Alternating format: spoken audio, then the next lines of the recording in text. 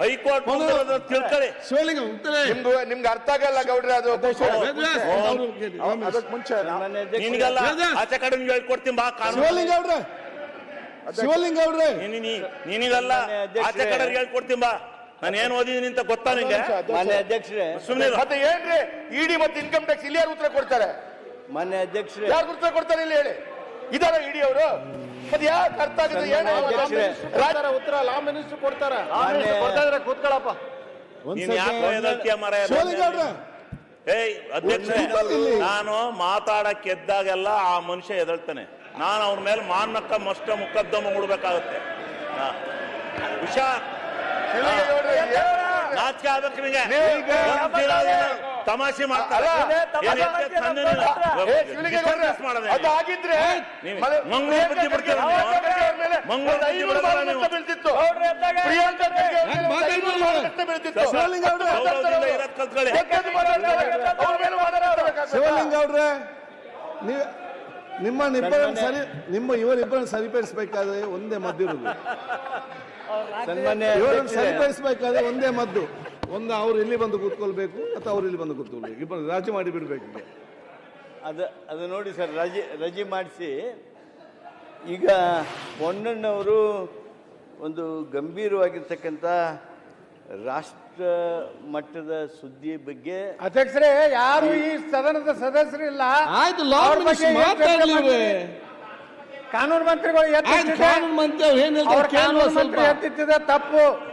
Delhi high court ಇದ್ದು ಇಲ್ಲಿ ಕಾನೂನು ಏನ್ ಹೇಳ್ತಾರೆ ಕೇಳಿ. ಅವರಿಬ್ಬರು ನಮ್ಮ ಸದನದ ಸದಸ್ಯರಲ್ಲ.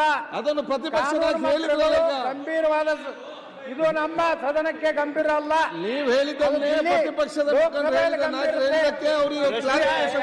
ಅವಕಾಶ ಕೊಡ್ತಾರೆ. ಅಧ್ಯಕ್ಷರೇ, ನ್ಯಾಯಾಲಯಕ್ಕೆ ಹೋಗ್ಲಿ, ಅವ್ರು ನ್ಯಾಯಾಲಯಕ್ಕೆ ಹೋಗಿ ಇದು ಮಾಡ್ಲಿ. ನಾನು ಮಾತಾಡಿದ್ದಾರೆ, ಈಗ ಹೇಳ್ತೇನೆ, ಕೇಳಿಸ್ಕೊಳ್ಳಿ. ಆಮೇಲೆ ಹೇಳಿ, ಕಾನೂನಾತ್ಮಕ ಏನೈತಿ ಆಗೋದಿಲ್ಲ, ಚರ್ಚೆ ಮಾಡ್ತೇವೆ. ಪ್ರತಿಪಕ್ಷ ನಾಯಕರಿಗೆ ಇದು ಬರೋದೇ ಇಲ್ಲ ಅಂತ ಹೇಳಿದಾರಲ್ಲ, ಅದು ಬರ್ತದೆ ಬರೋದಿಲ್ಲ ಹಂಚಿಕೆ ಮಾಡ್ತಾರೆ. ಆಮೇಲೆ ಹೇಳಿ ಅಧ್ಯಕ್ಷರು ನನಗೆ ಅವಕಾಶ ಕೊಟ್ಬಿಟ್ಟಿದ್ದಾರೆ.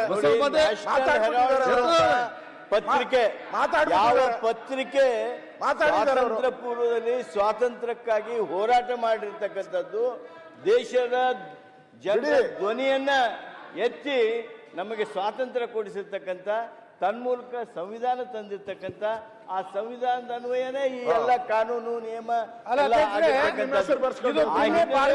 ಚರ್ಚೆ ಆಗಲಿ.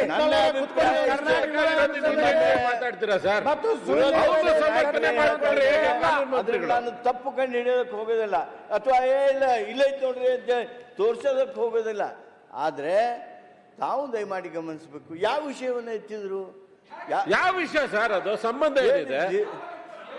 ಸಂಬಂಧ ಜೀರೋ ಸೋನಿಯಾ ಗಾಂಧಿ ಅವ್ರ ವಿಷಯ ಇಲ್ಲಿ ತೆಗಿತಾರ ಸರ್? ನಾನು ಅದಕ್ಕೆ ಬರ್ತೇನೆ. ಅದಕ್ಕೆ ನಾನು